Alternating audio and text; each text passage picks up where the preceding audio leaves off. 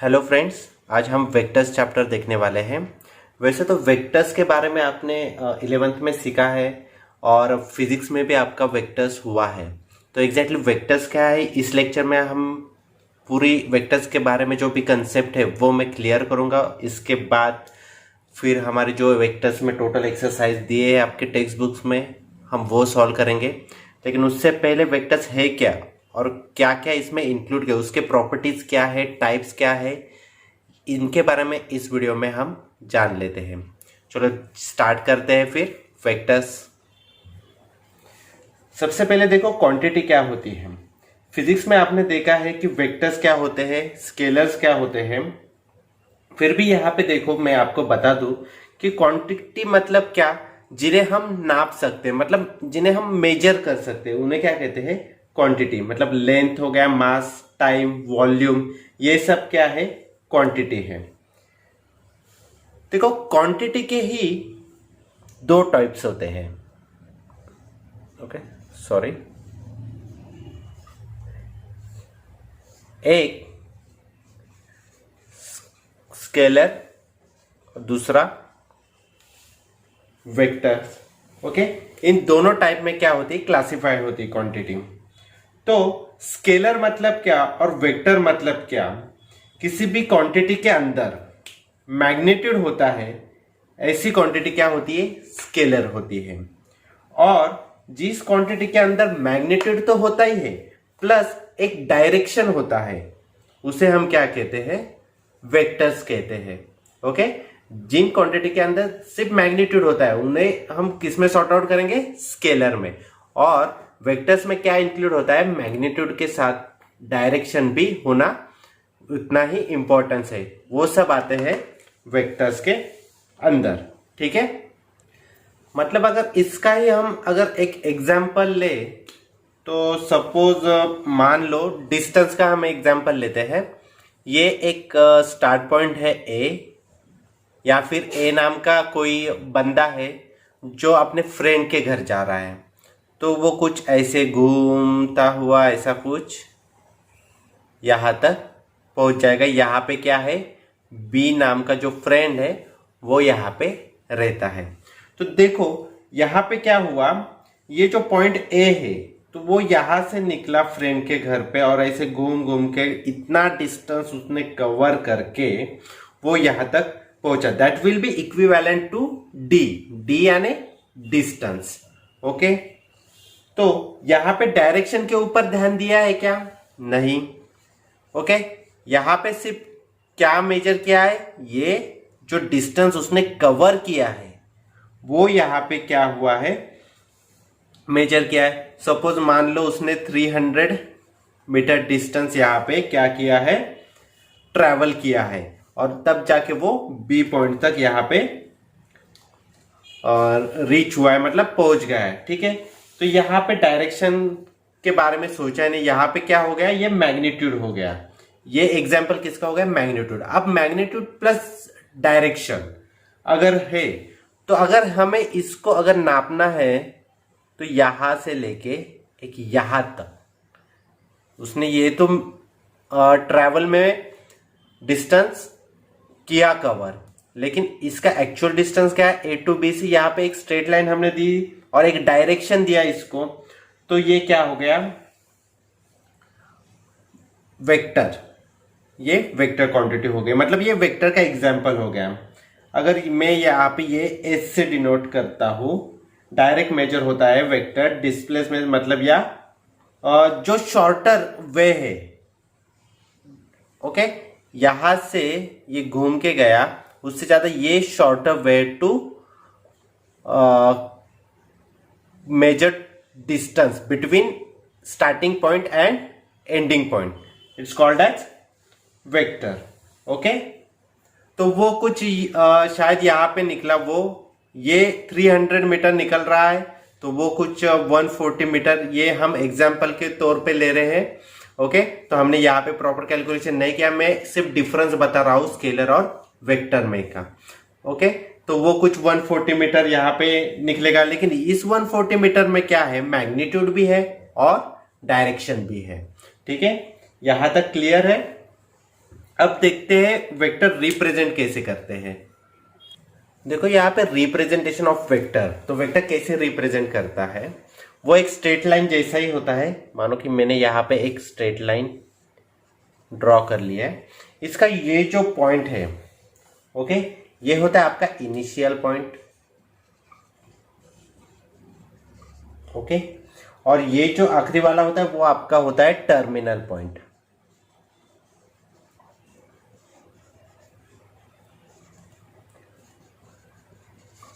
ये इसको हमने नाम दिया ए और ये बी। ये एक क्या होता है, स्ट्रेट लाइन ही होती है। ओके, हमने इनिशियल पॉइंट को ए नाम दिया, टर्मिनल पॉइंट को बी नाम दिया, और ये ऐसे डिनोट करते हैं ए बी, और उनके सर के ऊपर डैश होता है। आप ये इसको एरो भी दिखा सकते हैं, लेकिन इसको पढ़ते कहते ए बी वेक्टर। ठीक है, या ए बी बार, आप ऐसे रीड कर सकते हो इसको।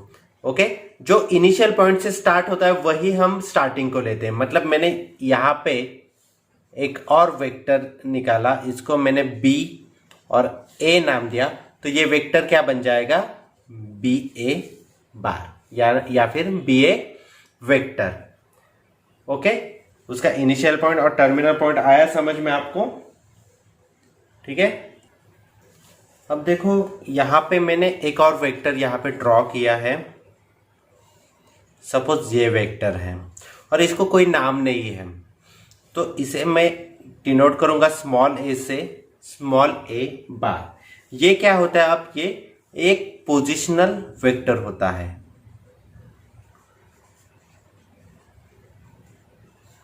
ओके, ये पोजिशनल वेक्टर, ये स्मॉल लेटर से डिनोट किया है। ओके, अब पोजिशनल वेक्टर क्या होता है, देखो ध्यान से,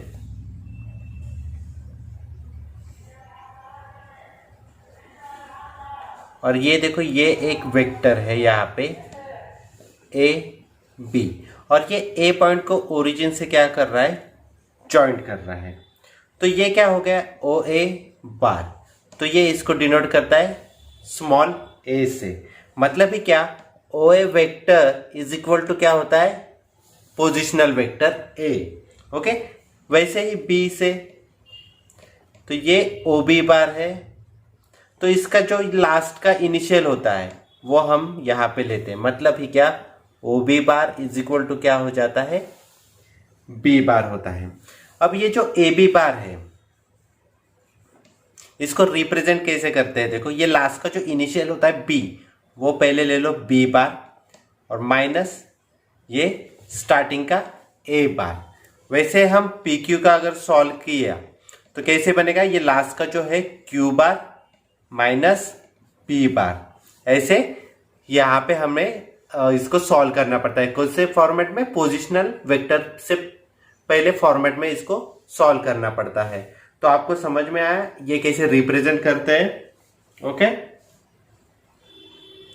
अब देखो मैग्नीट्यूड ऑफ वेक्टर क्या होता है। हमने वेक्टर देखा ए बी बार, इसका मैग्नीट्यूड अगर निकालना है तो हमें क्या करना पड़ेगा, इसके दोनों साइड में क्या करना पड़ेगा, मॉड लगाना पड़ेगा। ओके, अगर हमने एक यहाँ पे वेक्टर दिखा है ए बी, ये सपोज 5 सेंटीमीटर का है, तो इसका मैग्नीट्यूड क्या बनता है फिर 5 बनता है। इसका पोजिशनल वेक्टर सपोज ये 3 सेंटीमीटर का है, तो इसका मैग्नीट्यूड कितना निकलेगा 3 निकलेगा। ठीक है, ये थोड़े बेसिक्स थे वेक्टर के बारे में, ये आपको जानना इम्पोर्टेंट था। ये आपने पूरा चैप्टर सीखा है फिजिक्स में, तो ये सारे कंसेप्ट आपके क्लियर हैं। इसके बाद हम देखेंगे टाइप्स ऑफ वेक्टर्स क्या है। देखो टाइप्स ऑफ वेक्टर में पहला जो टाइप्स होता है वो है जीरो वेक्टर, मतलब उसके नाम में ही डेफिनेशन है। क्या है? ऐसा वेक्टर जो जहां से शुरू होता है, मतलब उसका इनिशियल और टर्मिनल पॉइंट क्या होता है एक ही होता है, मतलब ये क्या हो गया जीरो वेक्टर। ठीक है, इसका कोई मैग्नीट्यूड या डायरेक्शन होगा क्या? नहीं होगा, फिर ये क्या होगा जीरो होगा, मतलब स्टार्टिंग एंड एंडिंग पॉइंट क्या होता है इसका सेम होता है। दूसरा जो आता है वो है यूनिट वेक्टर। वो क्या होता है एक पर्टिकुलर डायरेक्शन में होता है और उसका मैग्नीट्यूड क्या होता है 1 होता है। ठीक है, the vector whose magnitude is unit is called as unit vector. Okay, आया समझ में? क्या है इसका मैग्नीट्यूड क्या होता है यूनिट होता है, तो क्या कहते हैं उस वेक्टर को यूनिट वेक्टर कहते हैं। ये फास्ट में ले रहा हूं क्योंकि आपका यहाँ पे थ्योरी पोर्शन है नहीं है, हमें कॉन्सेंट्रेट करना है एग्जाम्पल्स के ऊपर, एक्सरसाइज के ऊपर, तो उसके लिए ये चीजें जानना आपको काफी इंपॉर्टेंट है। ठीक है, थर्ड वाला जो है वो है कोइनिशियल वेक्टर। मान लो एक वेक्टर है, ओके, ये एक क्या है वेक्टर है, और दूसरा एक और वेक्टर है और उसका भी स्टार्टिंग पॉइंट क्या है यहां पे है। ओके, ये एक वेक्टर हो गया आपका, ये दूसरा एक वेक्टर हो गया, लेकिन दोनों वेक्टर्स का स्टार्टिंग पॉइंट क्या है सेम है, तो उसे क्या कहते हैं हम को इनिशियल वेक्टर कहते हैं। उसके अपोजिट को टर्मिनल, मतलब ये इनिशियल पॉइंट हो गया, इसका टर्मिनल पॉइंट हो गया, मतलब को टर्मिनल वेक्टर्स कैसे हो गया, इसका स्टार्टिंग पॉइंट सेम है तो इसका कौन सा पॉइंट सेम होगा टर्मिनल पॉइंट सेम होगा। मतलब ये अगर एक वेक्टर है और ये दूसरा वेक्टर है, इसका जो टर्मिनल पॉइंट जो है वो सेम होता है दोनों वेक्टर्स का, तो उसे उन्हें हम क्या कहते हैं को टर्मिनल वेक्टर्स कहते हैं। ठीक है, और इसके कुछ टाइप्स देखते हैं। उसके आगे जो टाइप्स होते हैं वो है, देखो फिफ्थ वाला वो है इक्वल वेक्टर्स। इक्वल वेक्टर्स मतलब क्या, ऐसे दो वेक्टर्स जिनके मैग्नीट्यूड भी सेम है और डायरेक्शन भी क्या है सेम है, उन दोनों वेक्टर्स को क्या कहेंगे हम equals vector, both having same direction and same magnitude. Okay, clear. Next जो देखते हैं वो है नेगेटिव वेक्टर। यहां पे क्या होता है, यहां पे सेम मैग्नीट्यूड होता है, मतलब ऐसे भी कोई दो वेक्टर्स उसका मैग्नीट्यूड क्या है सेम है, लेकिन डायरेक्शन क्या है अपोजिट है, उसे हम क्या कहते हैं नेगेटिव वेक्टर्स। ठीक है, कोलिनियर वेक्टर्स क्या होता है, देखो अब इनके बारे में एक जो एक्सप्लेन में थ्योरी है वो आपके टेक्स्ट बुक में दिया है, तो मैं सिर्फ यहाँ पे टाइप एक्सप्लेन कर रहा हूं। ठीक है, कोलिनियर वेक्टर्स क्या होता है, एक से ज्यादा वेक्टर्स होते हैं लेकिन एक ही डायरेक्शन में होते हैं और एक ही लाइन पे होते हैं, उसे क्या कहते हैं कोलिनियर वेक्टर्स। मतलब ये हो गया आपका ए बार, तो ये हो गया बी बार। ओके, ए वेक्टर्स और ये बी वेक्टर्स। तो बी वेक्टर्स क्या होता है फिर ए वेक्टर्स के मल्टीप्लीकेशन में होता है। ओके, मतलब हम ऐसे लिख सकते हैं B vector is equal to A vectors. ठीक है, अब फ्री वेक्टर्स क्या है, देखो ये मैंने यहां पे एक वेक्टर्स निकाला पोजिशनल, उसको नाम दिया स्मॉल ए, और यहां पे एक दूसरा वेक्टर निकाला मैंने बी। ठीक है, तो मुझे क्या करना है इस एक को उठा के, मतलब इसका डायरेक्शन हमें चेंज नहीं करना है, मैग्नीट्यूड भी चेंज नहीं करना है, लेकिन इस बी के साथ क्या करना है कैलकुलेशन करना है। वो कैलकुलेशन करने के लिए मैंने यहां से ये वेक्टर उठाया और कुछ इस जगह पे उसको मैंने ला दिया। इसका हमने मैग्नीट्यूड भी नहीं चेंज किया, डायरेक्शन भी नहीं चेंज की, तो ये क्या हो गया, ये फ्री हो गया। मतलब यहां से उठा के मैंने यहाँ पे कैलकुलेशन के लिए मैं इसे लेके आया। तो ऐसे वेक्टर्स को हम क्या कहते हैं, फ्री वेक्टर्स कहते हैं। लेकिन मैग्नीट्यूड और डायरेक्शन उनका चेंज नहीं होना चाहिए। कोई भी कैलकुलेशन में अगर हम बाहर से कोई वेक्टर्स लाते हैं तो उन वेक्टर्स को क्या कहते हैं, फ्री वेक्टर्स कहते हैं। ओके, अब लोकलाइज्ड वेक्टर क्या है, देखो सबसे आखिर का जो आपका टाइप है वेक्टर का, लोकलाइज्ड वेक्टर। ये लोकलाइज्ड वेक्टर मतलब क्या कि ये एक एक्सिस पे होता है। ओके, हम एक्सिस सीखे हैं, ये सपोज एक्स एक्सिस है और यहाँ पे सपोज एक वेक्टर होता है, ठीक है। तो ये क्या है, ये एक्सिस के ऊपर है, ये जो वेक्टर है वो एक्सिस के ऊपर है, ये फ्री नहीं हो सकता। मतलब इसके जैसे ये हम कैलकुलेशन के लिए इसको यहां से उठा के कहीं पे बाहर नहीं लेके जा सकते। यहाँ पे क्या हो गया, ये लोकलाइज्ड हो गया, यहाँ पे फिक्स्ड हो गया है वो एक्सिस के ऊपर। इसके लिए उसको क्या कहते हैं, फिर लोकलाइज्ड वेक्टर कहते हैं। ठीक है, ये जो 9 टाइप्स थे वेक्टर्स के काफी आसान थे। एक्सरसाइज में टाइप्स ऑफ वेक्टर यूज होने वाला है, तो आपको सिर्फ ध्यान में रखना है कि कौन से वेक्टर को क्या बोलते हैं। ओके, ठीक है, आया समझ में। चलो आगे बढ़ते हैं। नेक्स्ट जो आता है वो है algebra of vectors. Algebra of vectors में क्या होता है, वेक्टर्स के एडिशन आती है, सब्सट्रैक्शन आती है, मल्टीप्लिकेशन आता है। तो कैसे करते हैं, देखो सबसे पहले हम एडिशन देखते हैं कैसे होता है। जो आप फिजिक्स में सीख चुके हो, एडिशन करने के लिए 2 लॉ होते हैं। एक तो होता है ट्रायंगल लॉ। अब ट्रायंगल लॉ क्या है,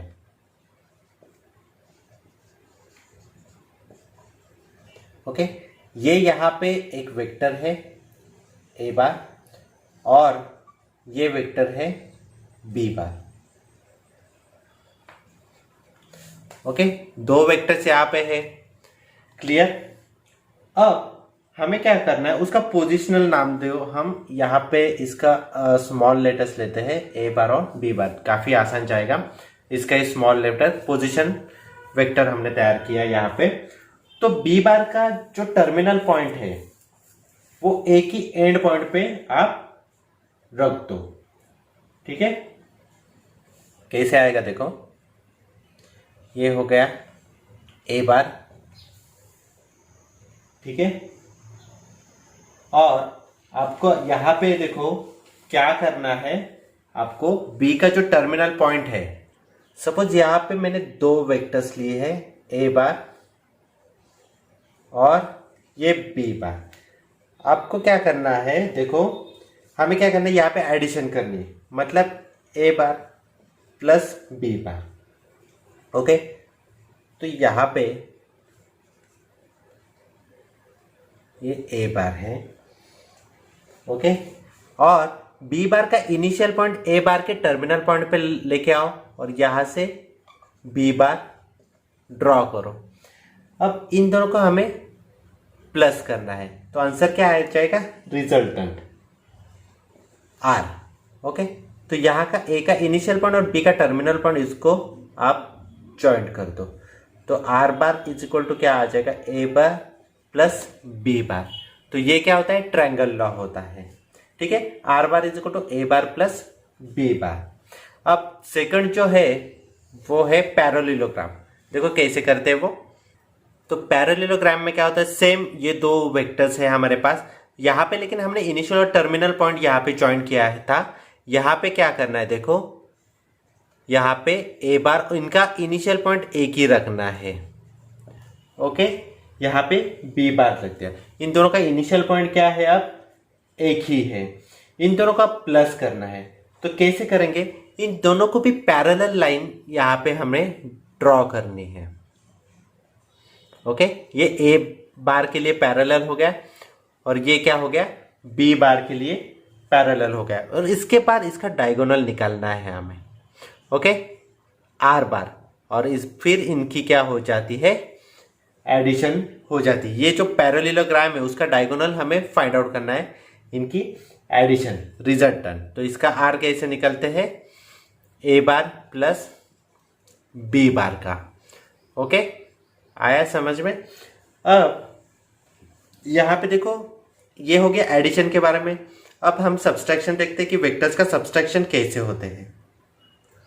देखो अब सब्सट्रैक्शन कैसे करेंगे, देखो सेम यहाँ पे है, वो ए बार है और ये बी बार है, तो इन दोनों का हमें क्या करना है, सब्सट्रैक्ट करना है। तो हमें क्या करना है, ये बी बार का क्या करो आप, निगेटिव एक वेक्टर्स बना लो। ओके, तो वो क्या बन जाएगा, माइनस बी बार बन जाएगा। ठीक है, तो हमें इन दोनों के एडिशन करनी है, तो इनके एडिशन के इंसिस्ट हम क्या करते हैं, इन दोनों के एडिशन करते हैं, तो आंसर भी क्या हो जाएगा, सेम हो जाएगा। मतलब इन दोनों की सब्सट्रैक्शन ही हम क्या कर रहे हैं, हमें यहाँ पे करें। मतलब a bar minus B bar की जगह पे ए bar plus minus B bar, कुछ ऐसे हम यहाँ पे सॉल्व करेंगे। ठीक है, इसका प्लस माइनस करके क्या आने वाला है आपका, ए माइनस बी ही आने वाला है। ठीक है, तो ऐसे हम यहाँ पे सब्सट्रैक्शन करेंगे। कैसे, ट्रायंगल लॉ से अगर करना है तो ये हो गया आपका ए बार और यहाँ पे क्या होकर जाएगा, ये माइनस बी बार, और ये क्या हो जाएगा, आर बार आ जाएगा, और ये बन जाएगा ए bar plus minus B bar. ये हो गया सब्सट्रैक्शन। अब देखो मल्टीप्लिकेशन, देखो कैसे करते हैं। ओके, देखो मल्टीप्लिकेशन बाय स्केलर मतलब क्या, किसी भी वेक्टर्स को आप किसी भी नंबर से क्या कर सकते हो, मल्टीप्लाई कर सकते हो। सपोज ए बार है यहाँ पे, ये ए बार, अगर इनको अगर कोई भी नंबर से अगर मल्टीप्लाई करना है, अगर 2 से मल्टीप्लाई करना है पड़े, तो ये क्या बन जाएगा, 2a बार। ओके, ये b बार हो गया। तो b बार कैसे बनेगा, देखो a से डबल बनेगा। ओके, यहां तक a बार हो गया, ये b बार बन गया। ठीक है, इस दोनों के बीच में डॉट भी दे सकते हो आप, या फिर मल्टीप्लिकेशन की साइन भी दे सकते हो। मतलब ये b बार क्या बनेगा, और ये मैंने टाइप्स सिखाया था देखो आपको। ओके, लीनियर वेक्टर्स वो एक ही लाइन पे होते हैं, तो ये दोनों भी क्या एक ही लाइन पे है, तो इनके दोनों में रिलेशन क्या है, उनके मल्टीप्लाई में रिलेशन है। ओके, तो यहाँ पे अगर 2 से मल्टीप्लाई करेगा तो b कितना बनेगा, 4 सेंटीमीटर का बनेगा। 3 से किया तो b कितना बनेगा, 6 सेंटीमीटर का बन जाएगा। ओके, तो दोनों अगर वेक्टर में मल्टीप्लाई करना है तो सिंबॉलिक कैसे लिखते हैं, देखो a बार डॉट b बार, या फिर a bar into B bar, इन दोनों टाइप से हम यहाँ पे लिख सकते हो। तो अलजेब्रा ऑफ वेक्टर्स में इतना ही था, एडिशंस था, सब्सट्रैक्शन था और मल्टीप्लिकेशन था। इनके बारे में कुछ और जाने के लिए मैं तब बताऊंगा जब हमारे एग्जाम्पल्स यहाँ पे स्टार्ट हो जाएंगे। ठीक है,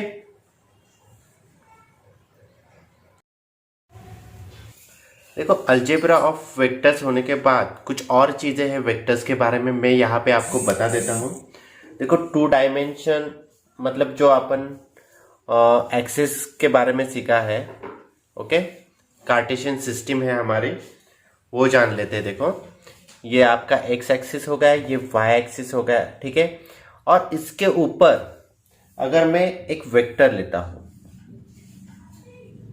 ओके, ये जो वेक्टर है एक्स एक्सिस के ऊपर, ठीक है, ये एक यूनिट वेक्टर है। ठीक है, और जो हमने टाइप देखा था लास्ट वाला, कौन सा था वो, लोकलाइज्ड वेक्टर, वो है। ठीक है, तो रिप्रेजेंट कैसे करते हैं 2 डायमेंशन के लिए, वो देखते हैं हम। वेक्टर्स के इसमें फॉर्मेट में कैसे हम लिखते हैं। मान लो कि यहां पे एक पॉइंट है ए 2,3। ठीक है, हम इसके कोऑर्डिनेट्स क्या हो गए, ये x, y। x क्या है 2 और y क्या है 3 है। तो ये इसे हम, ये ओरिजिन जो है उससे हम क्या करते हैं, कनेक्ट कर देते हैं। ठीक है, ये क्या बन जाएगा फिर, OA bar, OA, okay, OA vector, OA vector is equal to, यही क्या है, हम इसको एक पोजिशनल नाम देते, पोजिशनल वेक्टर है ये, इज इक्वल टू क्या हो गया, ए वेक्टर। ठीक है, अभी देखो कोऑर्डिनेट्स क्या है, 2,3 कोऑर्डिनेट्स है, तो ये इसे लिखेंगे कैसे, पहले सबसे पहले एक्स वाला ही कोऑर्डिनेट, हमेशा एक्स एक्सिस के ऊपर जो होता है उसको आई कैप, ओके, ये सिंबल है, ये देखो यहां पे आई कैप, और वाई एक्सिस के ऊपर जो भी कोऑर्डिनेट्स होता है उसे वेक्टर में लिखते समय हम लिखते हैं उसके साथ जे कैप, ओके। जो अभी तक हमने लिखा था 2x + 3y, मतलब 2 ये x का कोऑर्डिनेट है, ये 3 जो है वो y का कोऑर्डिनेट है, यहां पे वो रिप्लेस हो जाएगा x और y i और j की फॉर्मेट में। i कहाँ का कोऑर्डिनेट है, x का, और j y का। तो इसे हम कैसे लिखेंगे, देखो अगर यहां पे लिखना है तो सबसे पहले क्या है, x का कोऑर्डिनेट कितना है, 2i cap, okay, plus y का कोऑर्डिनेट्स क्या है, 3j कैप, ओके, आया समझ में। वैसे ही ये हो गया 2 डायमेंशन के लिए। अब 3 डायमेंशन के लिए कैसे होता है, देखो बहुत ही आसान है, इसे मैं हटा देता हूं, ओके। ये अब बन जाएगा 3 डायमेंशन, और ये कुछ इस तरह होगा, ये एक्स वाई और ये मान लो जेड है, ठीक है। इसका हो गया आई कैप, वाई का जे कैप, और जेड के लिए, जेड एक्सिस के लिए यहां पे होता है के कैप, स्मॉल के है उसका कैप, ठीक है। यहां पे 2 डायमेंशन के लिए हमने तो यहां तक सीखा है कोऑर्डिनेट्स कैसे होते हैं, X axis Y axis. 3 dimension के लिए ये कुछ भी हो सकता है, ये वाई एक्सिस भी हो सकता है, ये जेड एक्सिस भी हो सकता है, ऐसे आ सकता है। तो मैंने फिलहाल ये फॉर्मेट लिया है सिर्फ आपको समझाने के लिए, ओके। तो यहां पे कितने कोऑर्डिनेट्स हो गए, 3 कोऑर्डिनेट्स हो गए, मान लो 2, 3, 4, ठीक है। यहां पे x, y, z, तो यहां पे कैसे आएगा, ओके, यहां पे सिर्फ प्लस, z का कोऑर्डिनेट्स क्या है 4, और उसे क्या लिखते हैं हम, k कैप, ठीक है। आ गया आपकी समझ में 2 डायमेंशन और 3 डायमेंशन के लिए वेक्टर्स कैसे रिप्रेजेंट होते हैं। आगे बढ़ते हैं, देखो सॉल्व कैसे होता है। आप ये 2 डायमेंशन के लिए देखते हैं, कोई भी हम यहाँ पे एक ए पॉइंट लेते हैं, मान लो उसका पोजीशन है 2,3 का, उसको हम ओरिजिन के साथ क्या करते हैं, यहाँ पे जोड़ देते हैं। ये एक वेक्टर लिया हमने ए बी, ओके, और बी का पॉइंट है 1,4, ठीक है, और इसको भी हमने ओरिजिन से यहाँ पे ज्वाइन कर दिया। तो सबसे पहले ये कौन सी लाइन हो गई, OA लाइन हो गई, OA वेक्टर। इसका एक पोजिशनल नाम क्या होता है, इसका लास्ट वाला, ये क्या है, इज इक्वल टू, मतलब यही क्या है, A बार, ठीक है। ये कौन सी लाइन होगी, OB, और इसका लास्ट वाला हम positional vector as a represent करते हैं B बार। तो इसको हम सॉल्व कैसे करेंगे, देखो AB बार जो मैंने आपको थ्योरी इसके पहले समझा है, AB बार ये कैसे लिखते हैं हम, B बार, इसका लास्ट वाला जो है उसको फर्स्ट वाले से क्या करो, माइनस कर दो, B बार माइनस A बार आएंगे। अब सॉल्व कैसे करेंगे, यहां पे पॉइंट्स दिए हैं 2,3 और यहां पे है 1,4। अगर मुझको A बार का लिखना है तो कैसे लिखेंगे हम, आई जे के फॉर्मेट में, आई जे के, एक्स, वाई, एक्स का कोऑर्डिनेट फर्स्ट, देन वाई का कोऑर्डिनेट। एक्स का क्या है 2i cap, okay, plus 3j cap. ये हो गया A बार के लिए। नेक्स्ट जो है B बार के लिए क्या हो जाएगा, देखो यहां पे 1 है तो सिर्फ i cap, 1 into I cap 1 वही होता है, और यहाँ पे क्या है 4j कैप, ठीक है। यहाँ पे अब हमें करना क्या है, B bar minus A bar, AB bar is equal to क्या है, B bar minus A bar है। तो इनकी सिंप्लीफाई करके इनका सब्सट्रैक्शन करो। क्या होगा, इसमें सिर्फ आपको ये वैल्यूज पुट करनी है।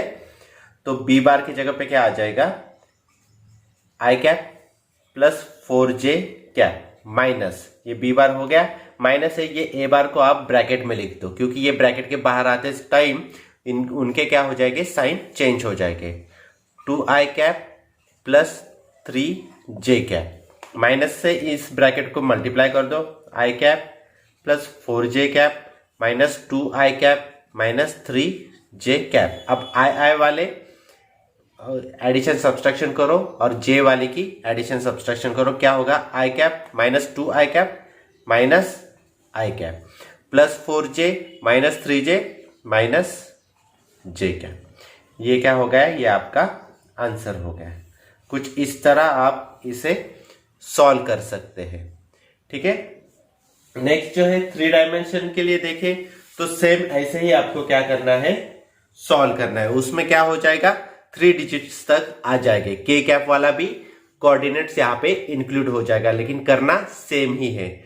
ओके, अगर ये ए बी बार है तो वेक्टर अगर बी ए बार होता या फिर पी क्यू बार होता तो इसको रिप्रेजेंट कैसे करते हैं हम, एग्जैक्टली इसका जो लास्ट वाला जो होता है ये होता है a bar minus B bar. ये लास्ट वाला फर्स्ट लो और ये सेकंड। ओके, यहां पे पी क्यू बार में क्यू बार माइनस पी बार। ओके, ये हमारा थ्योरी में मैंने आपको समझाया, लेकिन ध्यान रखो। ठीक है, और 3 डायमेंशन के लिए भी सेम आ जाएगा, के का कोऑर्डिनेट्स यहाँ पे बढ़ जाएगा। नेक्स्ट देखते हैं प्रॉपर्टीज ऑफ वेक्टर्स क्या है। ओके, देखो प्रॉपर्टीज ऑफ वेक्टर्स क्या है, देखो सेम है काफी हद तक। क्या है, देखो a bar plus B bar is equal to b bar plus a bar आता है, मतलब 2 + 3 करो या 3 + 2 करो, आंसर क्या हो जाएगा, सेम ही हो जाएगा। ये क्या होता है, आपका कम्यूटेटिव लॉ होता है। ठीक है, सेकंड जो है 3 वेक्टर्स के एडिशन है, तो तीनों भी वेक्टर्स कोई भी सीक्वेंस में अगर हमने लिया तो भी उनका आंसर क्या मिलने वाला है, हमें सेम ही मिलने वाला है। मतलब a bar plus B bar bracket complete plus c bar लिखो, या फिर a bar plus B bar और सी बार की एडिशन पहले कर दो, तो आंसर क्या मिलने वाला है, सेम मिलने वाला है। थर्ड जो प्रॉपर्टीज है वो क्या है, ए बार प्लस 0 बार, मतलब कोई भी 0 वेक्टर्स के साथ कोई भी वेक्टर्स की अगर एडिशन की तो आंसर क्या मिलना है, वही वेक्टर मिलने वाला है। मतलब 2 + 0 = 2। ठीक है, ये देखो फोर्थ जो प्रॉपर्टीज है m + n × a bar, dot मतलब क्या, मल्टीप्लीकेशन है यहाँ पे। और m और n क्या है, ये स्केलर क्वांटिटी है, मतलब ये नंबर्स हो सकते हैं। कोई भी नंबर से अगर वेक्टर के साथ मल्टीप्लीकेशन हो सकती है। इसके लिए हम अभी तक जो करते आए ब्रैकेट के साथ, इसको पहले इससे मल्टीप्लाई कर दो और फिर में दूसरे के साथ मल्टीप्लाई कर दो। ऐसे करके हम सॉल्व कर सकते हैं, कोई भी नंबर की वेक्टर के साथ मल्टीप्लीकेशन होती है। ठीक है, ये देखो यहाँ पे वापस वही आ गया, m in bracket a bar plus b बार, यहाँ पे सिंगल वेक्टर्स था, यहाँ पे डबल 2 वेक्टर्स आ गए हैं, तो इस नंबर का इन दोनों के साथ क्या हो जाएगा, मल्टीप्लीकेशन हो जाएगा।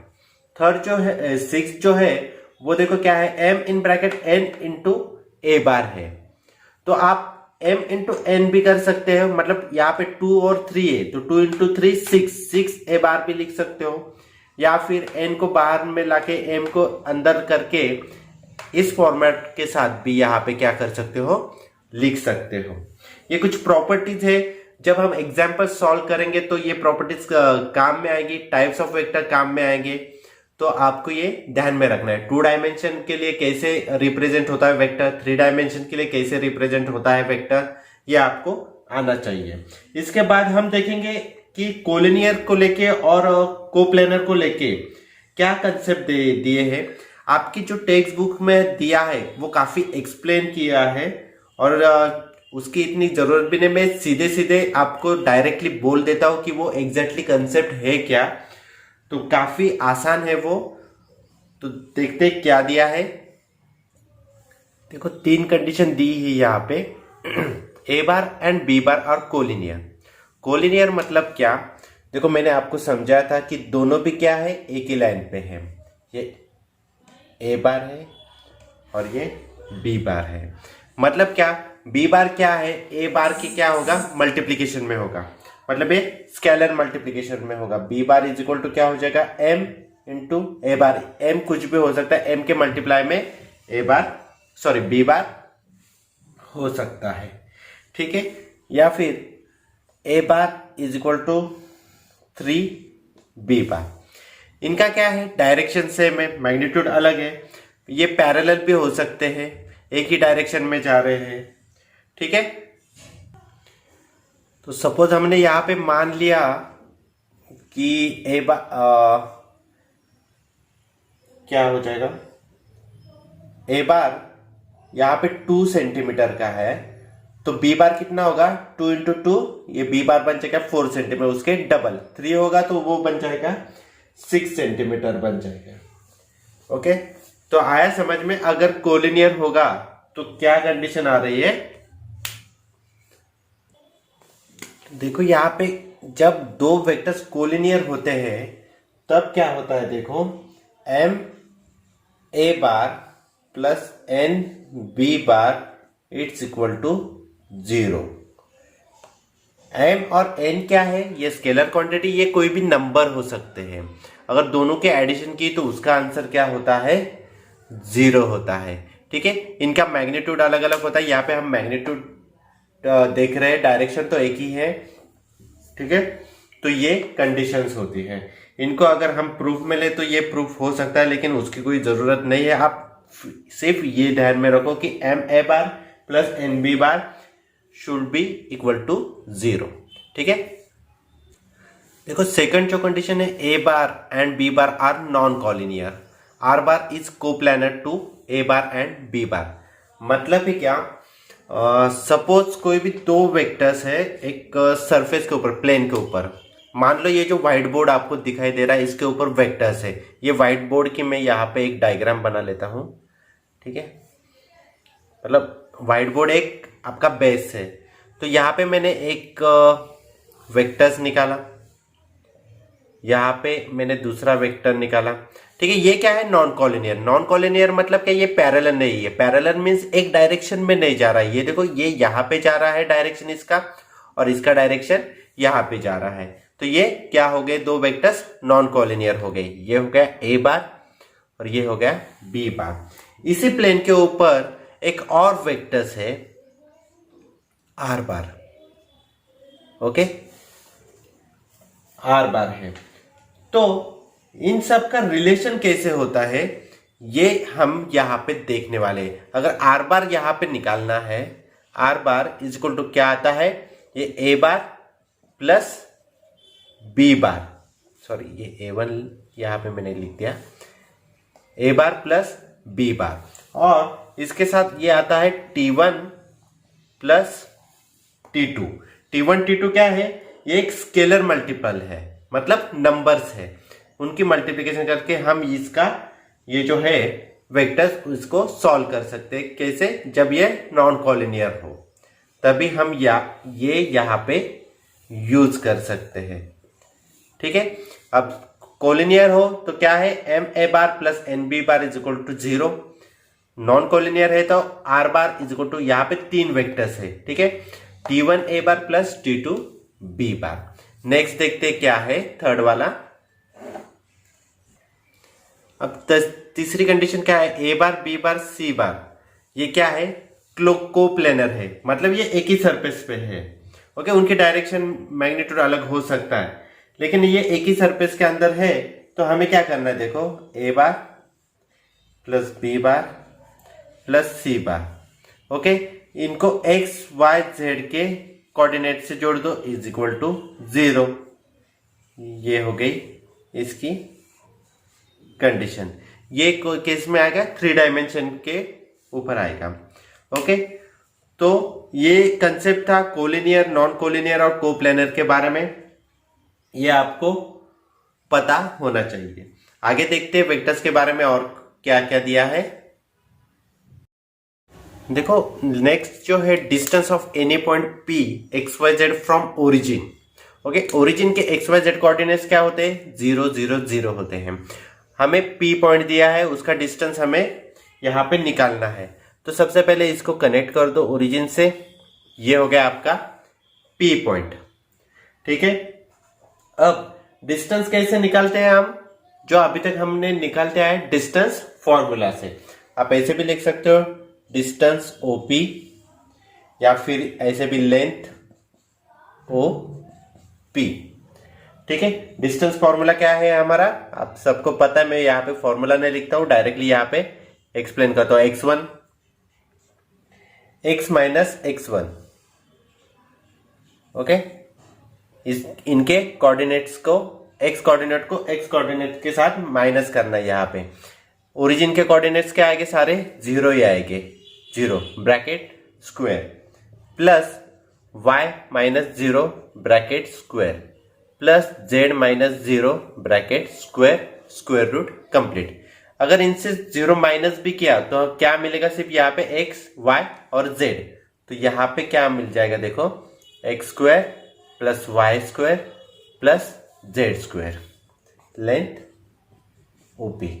ओके, जब हमें डिस्टेंस फाइंड आउट करना है, एक पॉइंट है जो ओरिजिन से क्या है कनेक्टेड है, ओरिजिन से हमें उसका क्या करना है, डिस्टेंस फाइंड आउट करना है। तो डिस्टेंस फॉर्मूला में अगर हमने दोनों के कोऑर्डिनेट्स डाले तो हमें क्या मिलेगा, सिर्फ इसके कोऑर्डिनेट्स मिलेंगे, क्योंकि ओरिजिन के कोऑर्डिनेट्स ऐसे भी जीरो ही होंगे। ठीक है, और ये हमने सॉल्व किया है डिस्टेंस फॉर्मूला के साथ। नेक्स्ट जो देखते हैं कि अगर कोई 2 पॉइंट दिया है तो उसका हम कैसे फाइंड आउट करते हैं। देखो, अगर हमें 2 पॉइंट्स दिए हैं तब हम उसका डिस्टेंस कैसे फाइंड आउट करेंगे। फॉर्मूला तो हमारा सेम होता है, तो यहाँ पे लेंथ a, b ये आ जाएगी अंडर रूट, ओके, क्या आ जाएगा अभी देखो, x1 minus x2 bracket square plus y1 minus y2 bracket square plus z1 minus z2 bracket square. कुछ इस तरह से हम यहाँ पे फाइंड आउट करेंगे। ठीक है, आसान है, हमने सिर्फ फॉर्मूला में उनकी वैल्यूज यहाँ पे पुट करनी है। ठीक है, नेक्स्ट जो है distance of a point from x axis. Okay, कैसे निकालते देखो, वो देखो, नेक्स्ट जो है distance of a point from x axis. हमें एक्स एक्सिस को ध्यान में रख के इसका डिस्टेंस हमें फाइंड आउट करना है। तो सबसे पहले ये ओरिजिन से ज्वाइंट कर दो, उसके बाद ये एक्स पे ज्वाइंट कर दो। ओके, ये डिस्टेंस जो आता है वो ए आएगा, तो हमें ओ ए, लेंथ ओ ए हमें यहाँ पे क्या करनी है, फाइंड आउट करनी है। ठीक है, तो सेम इसको हम फॉर्मूला में पुट करेंगे। x माइनस क्या आ जाएगा यहाँ पे, देखो यहाँ पे जो p पॉइंट है उसका कोऑर्डिनेट x है, मतलब यहाँ पे सपोज ये x स्क्वायर 2 होगा, तो इसको हमने x पे यहाँ पे ज्वाइन किया तो यहाँ पे भी क्या आ जाएगा, वो 2 ही आ जाएगा। ओके, यहाँ का कोऑर्डिनेट्स और यहाँ का कोऑर्डिनेट्स क्या है, सेम है, तो x minus x bracket square ऐसे हम लिख सकते हैं exactly, plus y minus zero. X axis के ऊपर हम यहाँ पे ध्यान दे रहे हैं, तो यहाँ पे y और z कितने हो गए, जीरो ही हो गए, bracket square plus z minus zero bracket square. यहाँ पे देखो x माइनस एक्स जीरो, मतलब zero bracket square zero, zero का square zero, y minus zero y का स्क्वायर y square plus z square, ऐसे हम यहाँ पे फाइंड आउट कर सकते हैं। ठीक है, आया समझ में। यहाँ पे हमने 3 चीजें देखी, डिस्टेंस फ्रॉम ओरिजिन सबसे पहले। ठीक है, वहां पे क्या आता है, X square plus Y square plus Z square, क्योंकि ओरिजिन के कोऑर्डिनेट्स क्या होते हैं, 0 0 0। डिस्टेंस ऑफ एनी 2 पॉइंट्स हमने सीखा है, इन दोनों के कोऑर्डिनेट्स को हमने क्या किया, डिस्टेंस फॉर्मूले में यहाँ पे पुट कर दिया है। और थर्ड जो था डिस्टेंस फ्रॉम एक्स एक्सिस था, तो हमने यहाँ पे क्या मिलेगा, Y square plus Z square. क्यों, एक्स माइनस एक्स स्क्वायर, क्यों, यहाँ का कोऑर्डिनेट्स और यहाँ का कोऑर्डिनेट्स क्या होता है, सेम, उन दोनों की सब्सट्रैक्शन की तो आंसर क्या आ जाएगा, 0 आ जाएगा। यहां तक क्लियर है, आगे बढ़ते हैं। तो यहाँ पे देखो कुछ एग्जांपल्स देखते हैं, ये लास्ट पोर्शन है थ्योरी का, इसके बाद हम एक्सरसाइज 5.1 यहाँ पे सॉल्व कर देंगे। Find the magnitude of B bar. Okay, क्या दिया है, 4i cap minus 3j cap minus 7k cap दिया है यहाँ पे। तो आपको क्या करना है, मैग्नीट्यूड हमेशा मॉड में निकलता है, मॉड में लिखो, ओके। और आपको सिंपली स्क्वायर रूट में इसके जो कोऑर्डिनेट्स है उनके क्या करने हैं, स्क्वायर लेने हैं। 4 square plus minus 3 square plus minus 7 square, ये क्या आ जाएगा देखो, 4 का स्क्वायर 16 प्लस माइनस 3 का स्क्वायर प्लस 9 प्लस माइनस 7 का स्क्वायर प्लस 49। तो देखो कितने आते हैं, 16 प्लस 9 25, 25 प्लस 49 इट्स 74। ये 50 प्लस 25 किया, यहाँ पे एक कम है तो 50 प्लस 25 75, यहाँ पे एक कम है तो वो आ गया 74। ठीक है, ये इसका मैग्नीट्यूड हमने यहाँ पे सॉल्व कर लिया है। ओके, जो नेक्स्ट है देखो, find unit vector in direction of U vector, ये पोजिशनल वेक्टर है, is equal to 8i cap plus 3j cap minus k cap. देखो बहुत ही आसान है, किसी का भी यूनिट वेक्टर अगर हमें निकालना है तो उसके पहले ये यहाँ पे सिंबॉलिक फॉर्म दे दो यू कैप। यू कैप कैसे निकालते हैं देखो, ये उनका पोजिशनल वेक्टर डिवाइड बाय उनका मैग्नीट्यूड। ठीक है, इनका डिवाइडेशन से क्या करते हैं हम, यूनिट वेक्टर फाइंड आउट करते हैं। तो यूनिट यहाँ पे पहले हम मैग्नीट्यूड निकाल लेते हैं।